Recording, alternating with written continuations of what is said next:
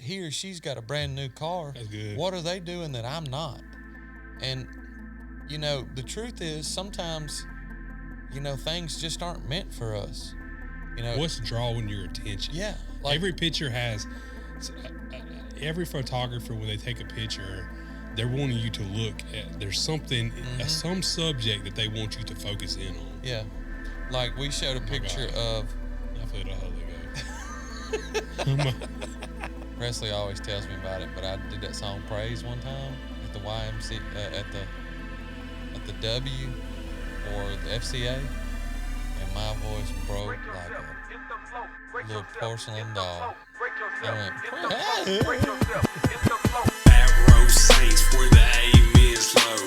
Boots in the dust, but a rouge still grow. Being broke, being bruised, but the good book stays. Got a little bit of grace in the words that we say.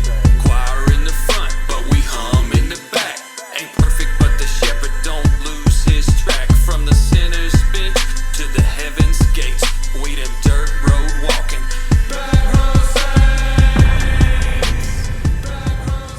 So, how do you think things went in 2025 for the Back Row Saints Nation?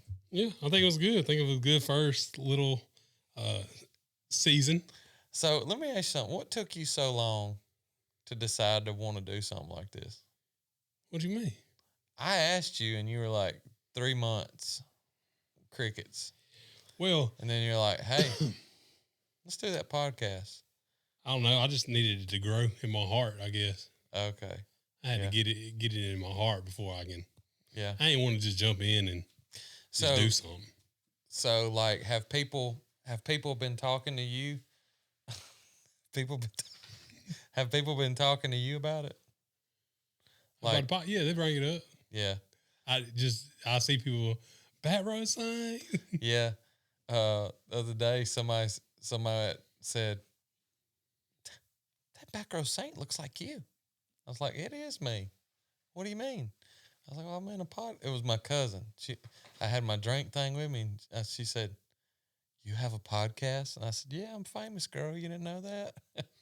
So I think that, like, some people are listening, and I think it's good. Like, we covered a lot of topics. Some of them are fun topics. You laugh, you cut up, you giggle. But then some of them are topics that are not easy to talk about, like forgiveness and racism and, personal things that we shared and, just kind of moments where we shared about some different things that kind of hit each of us differently, because we got some similarities, no doubt. But even in that, we still got some differences, Yeah. So, I'm looking forward to. I'm glad for the things we've been able to talk about in 2025, and I'm looking forward to kind of the next topics that we address in 2026. Yeah, I think we got. I mean, just some of the ideas that we thrown around. I think we got some good material going to come out this season. I guess if we can call it seasons here. Yeah. But I think we got some good stuff that's going to come down the pipe, and I look forward to getting into it. Yeah, I do too, man. I think it's going to be good, and I think it's going to be good. And tonight, I think this session's going to be a good session because not necessarily because we're talking about it, but just because the content, I think, is going to be some good content. This is actually, we're going to be talking about some of the things that Dusty and I preached this past Sunday in our church, and I appreciate Pastor Jody giving us that opportunity, to share, something that was on our heart. And first, let me ask you this, D, and I know some of it, but what's your favorite? I know you like country music, so first of all, what's your favorite era of country music? My favorite era is the 90s. Yeah, and I feel like that's what I grew up on the most. Do you think that's because that's what we grew up on, or do you like I'm gonna be honest? Like, I love Hank Jr. I like some of his older stuff, like Country Boy Can Survive is okay to me, but like some of his older stuff, I really like it. Some of them that are not very popular. I love the Highwaymen. Do you know who that is? Mm-mm. Oh, I gosh. think I've heard of them, though. Waylon, Willie, Chris Christopherson, and Johnny Cash. With one group?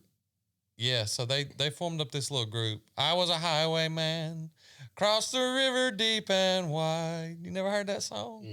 We're still in water, do abide. I'm the worst to ask about music, though. Like, I can sit there and listen to a whole song and then can't repeat even the chorus back to you. Yeah. I'm the worst. So. Well, so I'm in the same boat with you, but I remember music pretty good. Not saying I'm the best at it. My dad probably is the worst. We'd be like sitting there singing songs, and man, he'd forget the tune in his head or forget the words, and it would be we'd be just dying laughing listening to him sing sometimes. But I can hiccup some stuff too. I can Presley always tells me about it, but I did that song Praise one time at the YMC at the W for the FCA, and my voice broke like a little porcelain doll. I went, and it was the first chorus of the first song, and I thought Presley was going to slide out of her seat back there laughing. Oh, yeah. But anyway, so I'd say, 90s country is my jam too. And Garth Brooks was a guy that we listened to a lot. I didn't like him as much as my buddy. My buddy was so infatuated with him. I like Garth Brooks. I don't. You don't like him? Not at all. I don't. I mean, I think he has some good songs, but it just ain't my cup of tea. Like, I don't like his brand of music. Like, I also don't like. Wait, hold on a minute. We can't pass that. Yeah, I don't. You don't like Garth Brooks? I mean, he has some good stuff. Like name one. What you mean? What's one of his songs? I don't know. I don't listen to him. That's what I'm saying. You can't ask me that. I can't even tell you my favorite person. All his songs. Like, that's what I'm saying. I'm not the kind of person. I'm not musical. Like, a lot of people think I'm musical. I'm really not. Like, I don't digest music like that. You don't even listen to music. That's what I'm saying. The only time I listen is on a road trip if someone else plays it. I get in the road in a car by myself and I ain't listening to music. I'm thinking or watching some kind of debate on Islam or something. I don't know. You know how I am. So Adderall, it just... Yeah, music ain't really my jam. I can't believe you don't like Garth Brooks. Well, he wrote this album called Rope in the Wind. It was his third album, and, it was like 14 times platinum. I mean, it sold a lot of copies. And anyway, in that, he posed that question, Rope in the Wind. And so we were discussing this topic over this sermon was called Chasing the Wind. And in the book of Ecclesiastes, the first chapter, Solomon poses that question. Well, he doesn't pose the question as much as he makes a statement about all the things that he tried. Like, he tried this and he tried that, and he exhausted all measures to try to bring fulfillment to his life. And at the end of trying those things, he says that it's just chasing the wind. Yeah. So, I mean, explain to me, D, what you think of when you hear that, chasing the wind. Yeah, well, I think just the heart of Ecclesiastes and Ecclesiastes, I always want to say Ecclesiastes. You know why I want to say that? It's because I've heard Bishop Jake say that one time. And like now, that's just Ecclesiastes. I actually said it Sunday one time. Ecclesiastes. Yeah, I don't know why. Anyways, Solomon... in some translations, like you said, it says vanity of vanities. Mm-hmm. So what he's saying is this stuff is just meaningless. So like when he describes chasing the wind, it's like we're just putting our attention on things that really don't matter. At the end of the day, when we talked about this before, when we're on our deathbed and we look back and we see what our life was spent on, was it things that were in vain, things that didn't really amount to nothing, that don't mean anything eternally, or is it things that do mean have internal impact. Yeah, and so I think that's a good point, and I think that's where Solomon is. He has attempted to try to bring happiness and fulfillment in his life through everything kind of apart from God. Not necessarily apart from God, but not bringing that into the equation. Like he had finances. Like when I mean finances, we can't even fathom the finances he had because the Bible says he was the richest man and the wisest man ever. So, do I think that Solomon was richer than Bill Gates or Warren Buffett? I mean, the Bible says he was the richest. I don't really know how to think at the time. I mean, think about it, the Bible was wrote then, so I'm not saying, like maybe people are richer. I mean, I would imagine. I don't know. Maybe not. I don't know, but it's definitely one of the more controversial books of the Bible because it's from a viewpoint of, let me just not throw caution to the wind. Let me turn up. Let me live it up and see where happiness really stems from.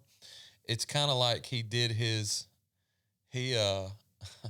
tested the limits of the grace of God to see if, there was fulfillment in anything outside and apart from God. And he says that it's all vanity. It's all vexation of spirit. It's all just a waste. And he said, I looked at everything I had worked so hard to accomplish, but it was all so meaningless, like chasing the wind. There was nothing really worthwhile anywhere. And not to go into too deep of what he did, I mean, houses, homes, parks, gardens, gold, money, singers, concubines. If you don't know, ask your uncle. If you don't know, ask your uncle. That was funny. Was it? Because your uncle will tell you some stuff. You'll be like, Uncle Jimmy, what is concubines? Well, let me tell you. That's a country term for, that's a proper term for a woman of the night. Yeah. So, I mean, the truth is there was no stone left unturned by Solomon. He tried everything he could. Yeah. He says he didn't, as a pleasure, he didn't leave himself anything. Like he didn't hold nothing back from what he took. And if he wanted it, he took it. Yeah. And so that brought up the question in my mind, like, how many times have I ever said, if I could only have a job like this, or if I could only be in this friend group, or if I could somebody would give me $1 million, Amen. I mean, we'd like to think that $1 million would make me happy. And I'm telling you right now, if anybody wants to donate $1 million to me to let me try that, I'll gladly do it. But the truth is, that was a good smile, by the way. But the truth is, that there are still people who are rich.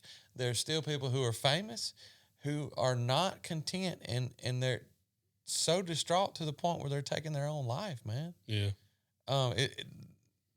That's sad, but vanity of vanities is the term that's used here, and it just means that it's a declaration that everything that's earthly will fade. And I like what you said, that life's pursuits, when it detached from God, ultimately do not endure. Yeah. Jesus would say the same thing, that what would it profit a man if he gained the whole world but lost his soul? So I think Solomon is reiterating that you just can't find happiness in the things that don't really matter. Yeah. Yeah, that's good, man. And then we kind of went into wind in general and kind of how it's beneficial. I know that's when you did the James Spann. The James Spann, yeah, you went James Spann on him for a minute. That was funny. But basically just how wind is essential to the earth. In the same way, like in life, like we have these things, like the day and age we live in, like we have houses, we have cars, we have all these things, and Solomon's not saying here like this stuff is just bad. like in its essence. Like it's useful. Like we know that, again, wind isn't useless. It isn't evil. It's just ungraspable. I think it's good in its right place. Exactly. Yeah. Exactly. Mm-hmm. And we can feel wind and we can see its effects. We just can't necessarily take hold of it. So basically, we got to the point that chasing the wind simply symbolizes like task or something that we focus on that we can't necessarily can't satisfy us or can't be completed. And we talked about how how Jesus kind of used that same kind of imagery in John 3 when he talks about the wind blows wherever it wants. Absolutely. I mean, wind is unpredictable. Yeah, it's unpredictable. I mean, you can't harness it really. You know, you talked about wind energy, and there's a place that we passed going up to see Presley. And dude, have you ever seen those big things, those wind turbines up close? They are gigantic, huge. Dude. It's funny. It's called Wynne, Arkansas. Wynne. Yeah, that's where Echo and them live. Oh, is it? Well, we got they live in Cherry Valley, which is like New Hope to Columbus. Oh, okay. Yeah, so Wynne, Arkansas. We go past Wynne every time we go. Yeah, that's where Echo and them stay. Okay, that's a pretty good little ride. It's like 4 hours from here. Yeah, I got you. But no, I didn't mean to interrupt you. Go ahead. No, it was good. So yeah, we talked about wind and how basically, you know, what Solomon's saying here in Ecclesiastes is we're pouring life into these things that we can't satisfy. That's good. And we talked about and I've talked about this a couple of times when I preach, man, because it's kind of been like a just conviction of my life over the last years, like the American dream. Mm-hmm. And we talked about that and kind of where it was 3.5 kids. Yeah, that's funny though. I always said that, but I don't know why. But anyways, it's just we have this picture of what success looks like and what you know, even in our lives. Like I look at myself. Costs. Yeah.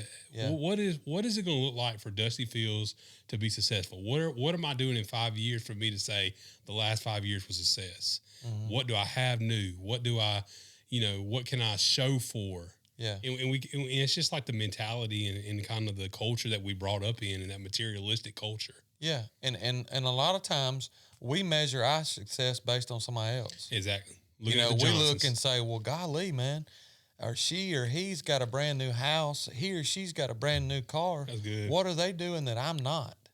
And, you know, the truth is sometimes, you know, things just aren't meant for us. That's true. You know, sometimes that's just not the path that we're meant to go down. Nicodemus didn't have the same path as Peter.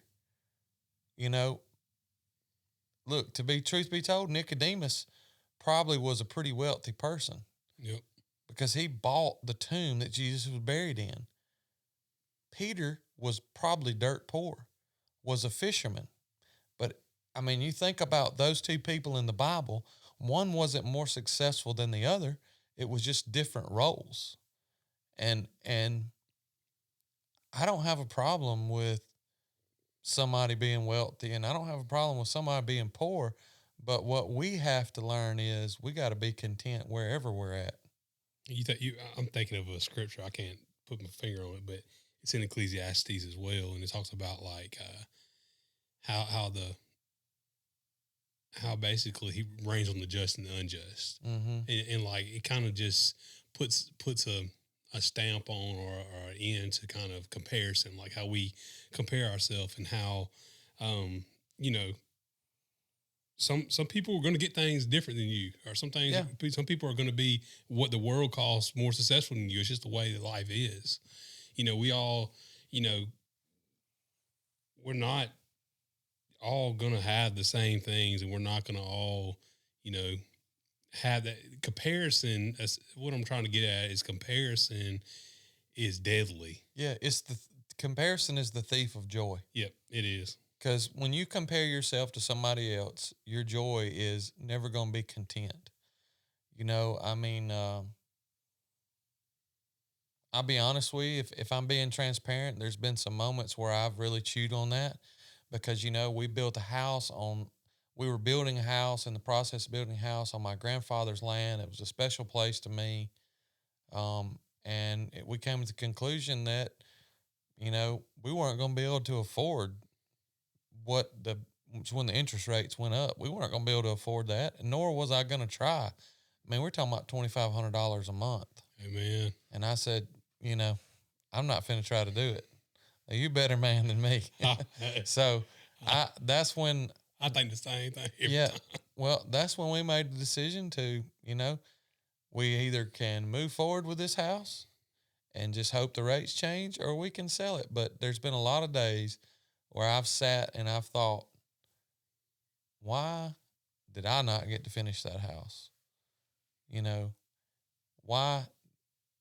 Just kind of those questions that make you ponder why. And now I'm content with it. I'm not bitter. I'm not angry anymore. If I think on it too long, I want to go over and look at it and see it and all that stuff. But I haven't even looked back there yet. I haven't been back to the house and seen it. You hadn't seen it? Mm-mm. It looks good. That dude bought more acreage. The guy that bought it from me, he bought more acreage. And, I think it's no longer my dream now. Yeah. It's moved on to somebody else. And so I'm good with it. But if I'm not careful, that'll be chasing the wind for me. And, the truth is that we're all chasing after something. That's good. That's good.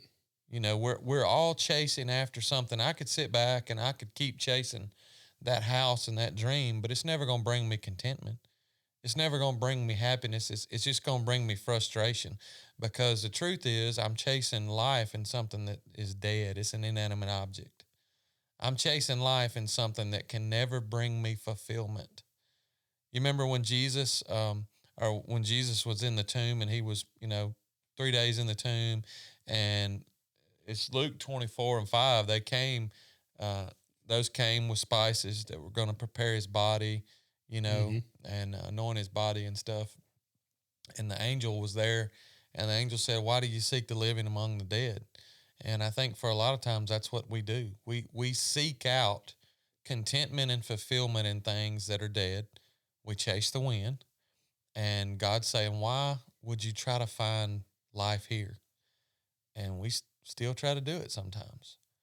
People are still having midlife crises because they've married with 3.5 kids. They're in a mountain of debt, and they've thought all those things, being in the junior auxiliary or being in social clubs and statures and all those things, would bring them contentment and fulfillment, and getting Botox and making them look younger would bring them fulfillment. But the truth is it doesn't. And that's why they're still having breakdowns, man. Yeah. It's because they're seeking life in things that are idols. And so, that just begs the question is, in 2025, what did we chase? I kind of talked about painting that picture, and we showed a picture of a focal point, like I'm not a photographer, man, but, in a picture, in a steel frame picture, there can only be one focal point, right? It's called, I think, field of depth. So it's kind of like where, like some lenses have different fields of depth. So like you can see, like some, more things are in focus, and then some, like you have one particular thing and everything else is more blurred. Just how far it is from the source. My God, I'm finna preach. we should have put that up in there. Ooh, Lord Jesus. But it is good. But man, how far it is from the source. But it was good, man. Like, dude, I think it was a good message we spoke, man, because you're getting at the heart of it here, man. Like, what's our aim? What's that center point? Yeah. I mean, when you look at a photo, despite what the picture is of, You know, what's drawing your attention? yeah, Every picture has, every photographer, when they take a picture, they're wanting you to look at, there's something, some subject that they want you to focus in on. Yeah. Like we showed a picture of. I feel the Holy Ghost. In the Shonda Shikamo Shah, huh? I mean, you remember the picture we showed? It was a leaf in the street, and the focal point was the leaf, and you could see down the street still, but it was blurred.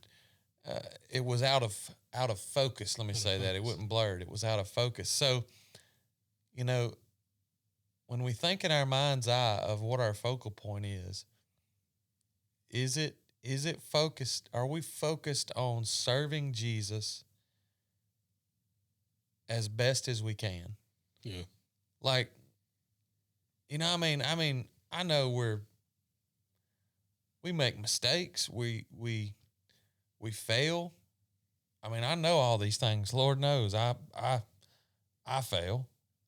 But what are we focused on? Yeah. I think Paul in 2 Corinthians, this is one of my favorite ones that we threw out, 4:18. He says, so we don't look at the troubles we can see now. Rather, we fix our gaze on things that cannot be seen. The second part of that I said down here says, for the things we see now will soon be gone. So he's talking about troubles and things of that nature, but think about things that aren't troubles. Think about houses, cars, clothes. Whenever our ticket's called or our it's time to punch the clock. Yeah. That stuff's going to fade away. Yeah. Think about too what he said right there. Fix our gaze. You know, he's focusing his attention. Yeah. And pouring his attention towards something. I mean, we used the thought of intentional. Yeah, I thought that was a great point. Intentional focus, because we got a lot of interruptions, man. Yeah. I mean, you think about it. Especially in this society in today. Yeah. I mean, life is so fast. Mm-hmm. And, you know, I think that's one reason why I love mission so much. When I go to the mission field, man, it's like a rewind button. Yeah. It just slows down. And you know, I mean, the time moves by and you're busy, but at the same time, there's not all these distractions like, hey, I got to check on this house. I got to pay this note. I got to do this. I got to take care of that. You're focused in the moment. Yeah, You get to put everything to the side. Yeah. I agree with that. Think about that, dude. Think about that for just a minute. Have you ever, I think I can answer this question for you because I know a little bit about you. When I've got a lot of things to do, all right, tell me what you do. When you got a bunch of stuff going on, what do you do?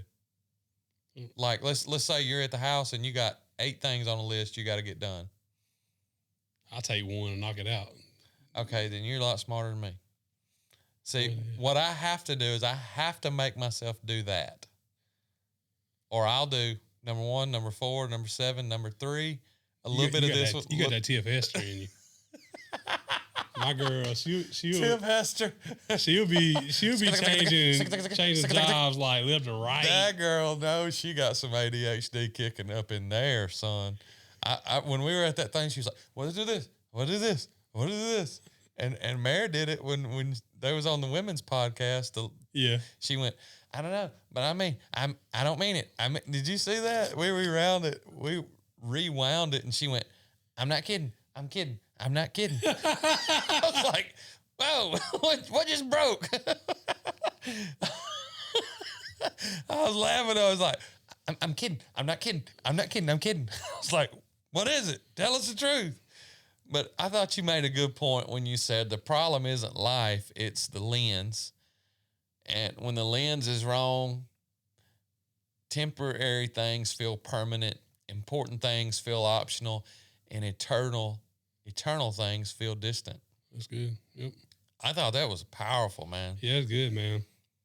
I mean, just to look at those things, that temporary things feel permanent. I mean, you take that into account, you know, temporary things like temporary difficulties we go through, they feel permanent. You know, like, is this situation ever going to end? Yeah. You know, am I ever going to get out of this hole, or am I ever going to get through this, or are they ever going to leave me alone, you know? And I feel like that's something just to even go into like suicide culture. Like Yeah. we get into these ruts, and it feels you spoke good when you were talking about that. Your altar call was sick. I was about to go down and get saved again. Like it was good, man, because you were talking about like sometimes we'll be in the valley and then we'll get into a rut in the valley, Yeah. and it feels like we just there's nowhere else we can go. But a rut is just that. It's a rut. Yeah. You can come out of a rut. And sometimes you got to claw your way out of a rut. My God. Yes, Lord. But you know, we just blow these things up in life and make them feel bigger than they really are. You know, we talked about this pretty briefly, but you remember in the book of First Kings when Elijah had defeated the prophets of Baal. Mm-hmm. Well, even before that, he thought that he was the only prophet in the entire land. Yeah, he thought he didn't want it. Yep. Yeah, I mean, he was in that rut in the valley.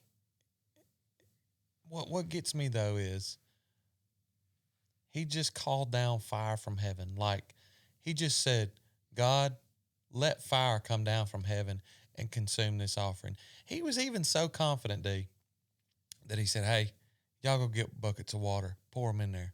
Watch this. Let fire come down from heaven. But I think you see the frailty of a man. The next day, or even the next moment I don't know how the time of transition, but the next moment, Jezebel says, hey, I'm about to kill you. And this joker runs and flees and says, I'm no better than my fathers. Yep. Take my life. I'm done. And it's amazing to me to see that.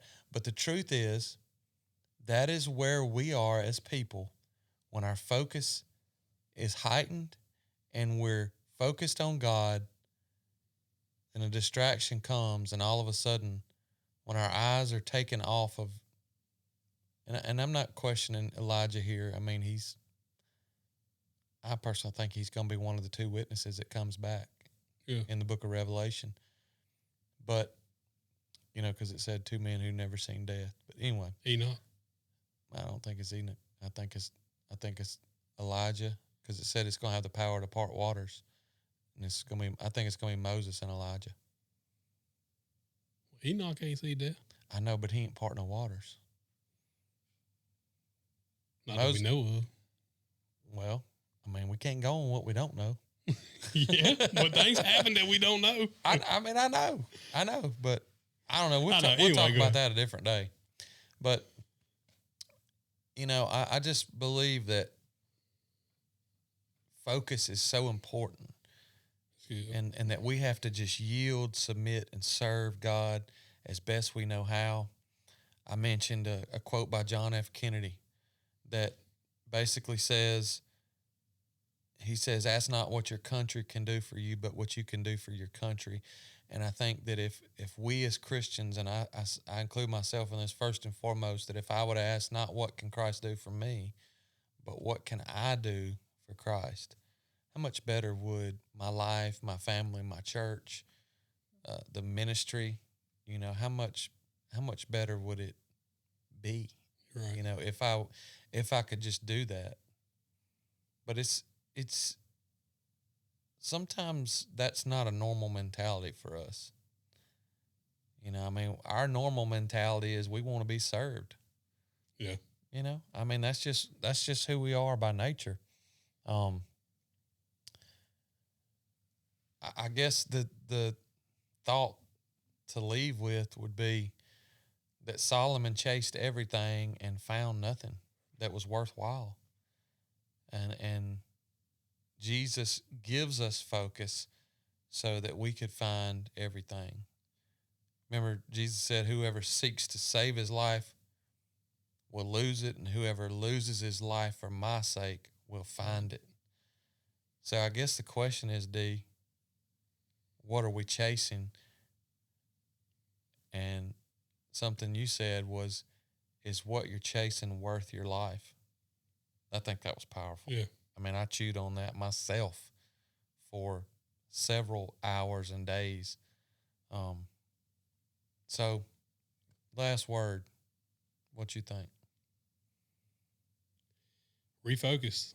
I think we're in a season of refocus. Yeah. I feel not that not everyone has, got all out of whack, but some have. Some have hit that pothole in the road, and their alignment has come out of adjustment. So, I think we need to kind of realign, refocus.